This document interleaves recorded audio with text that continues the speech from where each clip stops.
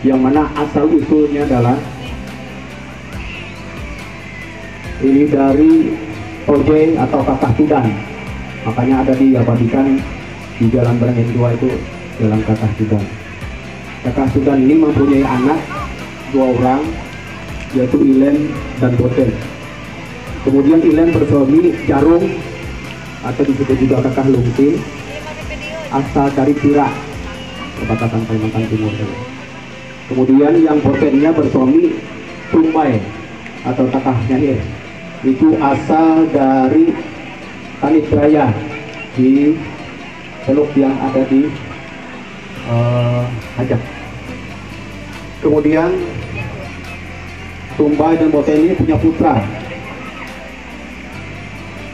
Jadi dari kita ambil garis lurusnya beliau ini itu Tumbai dan Boten mempunyai putra, yaitu pertama Sari atau disebut dengan Kakah Pusu, kemudian Janta, Kakah Kedong, kemudian Bihang, Kakah Laha, nah kemudian Esang, yaitu Taklenok. Nah kemudian kita ambil garis lurus lagi dari Kakah Pusu ini, yaitu dari Sari melahirkan Karma, atau disebut juga dengan gelar beliau Kakah Bekok.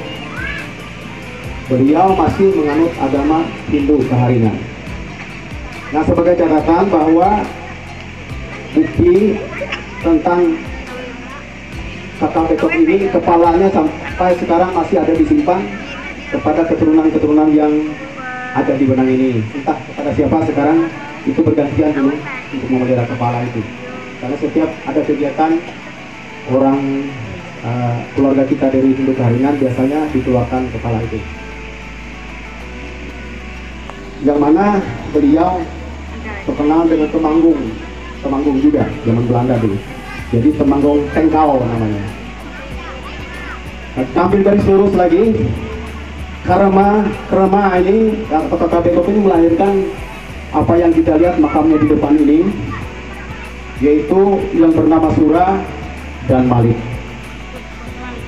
Rumit kisah beliau tentang pengislaman beliau, yang mana pada waktu itu keturunan dari Muyang kita Muhammad Arsyad Al-Banjari yang turun ke Bakumpai, anak cucu mereka lah yang menyebar ke Barito ini dulu untuk menyebarkan agama Islam, termasuk yang ke daerah dalam Sungai Tewe ini. Nah, sehingga bertemulah dengan yang namanya Temanggung ini. Malik ini Temanggung juga. Namanya Temanggung Aryapati. Jadi beliau ini kalau dalam pemerintahan Belanda dalam merupakan Temanggung Aryapati. Nah, jelas pada waktu itu kita sama-sama mengetahui bahwa kalau zaman dulu dikenal apabila sudah memegang ada jabatan itu pasti orang-orang penting. Kalau dikatakan bahasa kerennya sekarang adalah garbi. Yang mengislamkannya adalah Datuk Muyang Sulaiman dari Marabahan, dari Bakumpai dulu. Nah, setelah beliau masuk Islam, maka berangkatlah dengan Muyang Sulaiman ke Marabahan ataupun ke Martapura, karena pusat ilmu daripada ilmu agama pada saat itu adalah di Martapura untuk hal-hal yang berhubungan dengan kitab, dan untuk supinya yaitu di Marabahan, karena dikenal kalau Bakumpai dikenal dengan kota walinya di Kalimantan Selatan. Kenapa? Di situ adalah dua saudara ini yang Surah dan Malik ini sebenarnya sudah diislamkan dulu. Cuma yang berangkat untuk mengaji ke Martapura atau ke Bakumpai dulu hanya Datuk Malik ini. Nah, setelah sampai di daerah apa namanya, saya lupa namanya, karena dulu naik perahu berdayung ke Marabahan, tidak seperti sekarang zaman canggih, sehingga bertemu mayat di sungai. Nah, sehingga karena perahunya kecil, akhirnya dibawa ke pinggir, dan karena beliau tidak mengetahui tentang Marabahan atau ditumpai dulu kalau Marabahan sekarang baru aja. Oh, disitulah Buyang Sulaiman terus ke Marabahan, dia yang bertahan. Ternyata mayat tersebut hidup. Nah, lalu kita kenal dengan Nabi Khidir alaihi salam.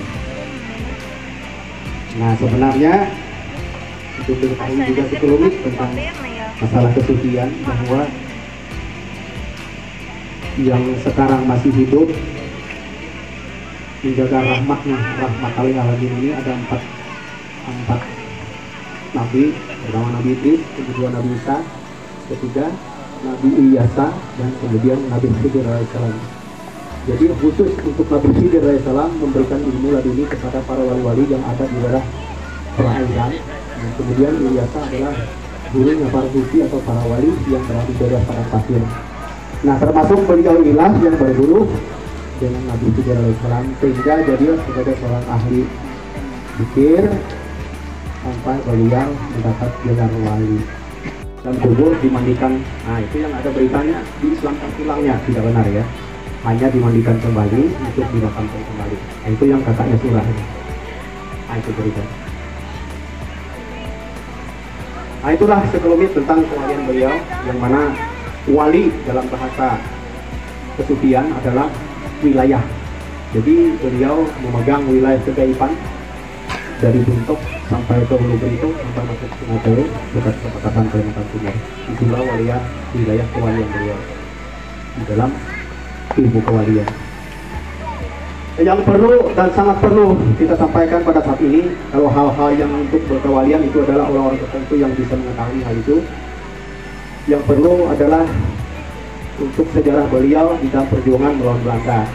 Jadi Datuk Malik ini lahir tahun 1790, namun wafatnya kita tidak menemukan karena tidak ada manuskripnya. Mudah-mudahan di antara keturunan beliau ada menemukan transkripnya. Datuk Malik disebut juga Temanggung Aryapati. Jadi beliau ini Temanggung dulu zaman Belanda. Datuk Malik ikut dalam susunan pemerintahan Belanda pada tahun 1854. Jadi Temanggung Aryapati adalah ayah dari Temanggung Mangkusari. Nah, Mangkusari yang ada itu adalah ini orang tuanya, yang ada makamnya di Jambu. Adalah pihak yang menobatkan Pangeran Antasari sebagai penembahan untuk menentang Belanda di kawasan sepanjang Sungai Barito, atau disebut juga zaman dulu untuk tanah dusun. Jadi di sepanjang Sungai Barito beliau inilah yang menjadi temanggungnya, memperjuangkan untuk memusuhi Belanda. Sepintas kita sedikit mengetahui tentang Perang Banjar. Perang Banjar ini berlangsung 3 wilayah. Perang yang pertama satu di Martapura dan sekitarnya, kemudian yang kedua di Padualima, di daerah Hulu Sungai, dan yang ketiga di Barito, yaitu di sepanjang Sungai Barito, termasuk sampai masuk ke dalam Sungai Tewe ini. Nah, jadi Temanggung Aryapati setia bersama kepada pemimpin Pangeran Antasari. Nah, Pangeran Antasari selaku pemimpin tertinggi Kesultanan Banjar pasca tertangkapnya Pangeran Hidayat oleh Belanda yang diasingkan ke Cianjur. Jadi di Jawa Barat kan diasingkan Pangeran Hidayat oleh Belanda. Nah, jadi beliau adalah pendukung Pangeran Antasari yang mana sama-sama melawan Belanda.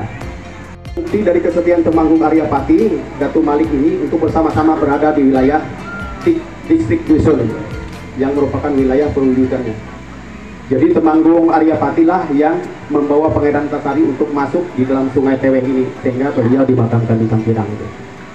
Ada sampai sekarang. Ya. Jadi antara Mangkusari dengan Pangeran Antasari itu lain ya, karena sama-sama sari, kadang-kadang kita bisa apa namanya tidak mengetahui. Jadi Pangeran Antasari adalah merupakan pangeran dari kerajaan Banjar. Nah, jadi itulah sekelumit sejarah beliau. Mudah-mudahan terutama kepada kita sekalian ke lapangan PLPN Barangan atau pentas MTQ untuk makan bersama. Terima kasih.